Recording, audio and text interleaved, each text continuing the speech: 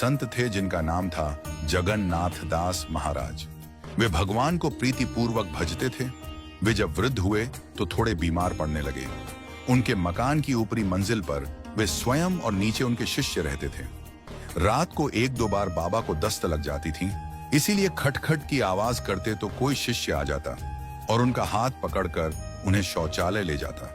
बाबा की सेवा करने वाले वे शिष्य जवान लड़के थे। एक रात बाबा ने खटखटाया तो कोई आया नहीं। बाबा बोले, अरे कोई आया नहीं, बुढ़ापा आ गया प्रभु। इतने में एक युवक आया और बोला, बाबा मैं आपकी सहायता करता हूँ।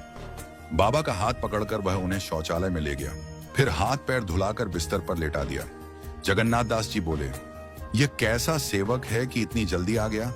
इसके स्पर्श से आज अच्छा लग रहा है, आनंद ही आनंद आ रहा है।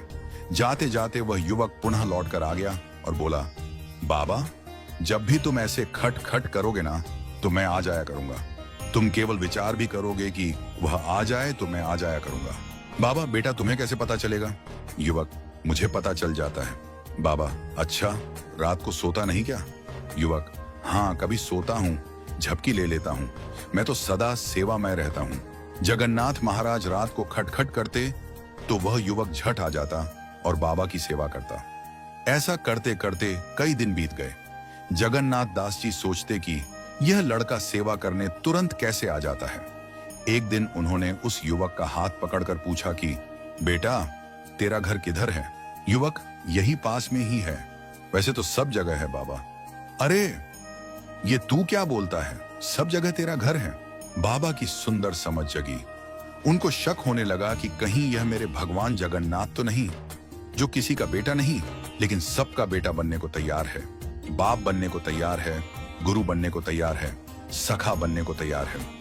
बाबा ने कसकर युवक का हाथ पकड़ा और पूछा, सच बताओ तुम कौन हो। युवक, बाबा छोड़िए, अभी मुझे कई जगह जाना है।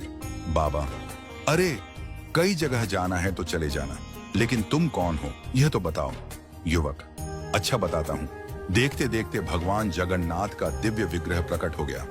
देवाधिदेव, सर्वलोक के एक नाथ, सभी लोकों के एकमात्र स्वामी, आप मेरे लिए इतना कष्ट सहते थे।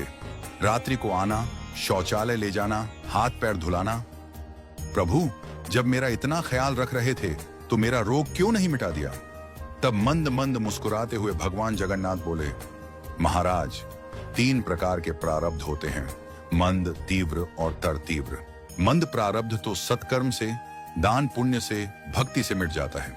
तीव्र प्रारब्ध अपने पुरुषार्थ और भगवान के संत महापुरुषों के आशीर्वाद से मिट जाता है। परंतु तर तीव्र प्रारब्ध तो मुझे भी भोगना पड़ता है। रामावतार मैंने बाली को छुपकर बाण मारा था तो कृष्ण अवतार में उसने व्याध बनकर मेरे पैर में बाण मारा। तर तीव्र प्रारब्ध सभी को भोगना पड़ता है। आपका रोग मिटाकर प्रारब्ध दबा दूं, फिर क्या पता उसे भोगने के लिए आपको दूसरा जन्म लेना पड़े और तब कैसी स्थिति हो जाए। इससे तो अच्छा है अभी पूरा हो जाए और मुझे आपकी सेवा करने में किसी कष्ट का अनुभव नहीं होता। भक्त तो मेरे मुकुटमणि, मैं भक्तन का दास।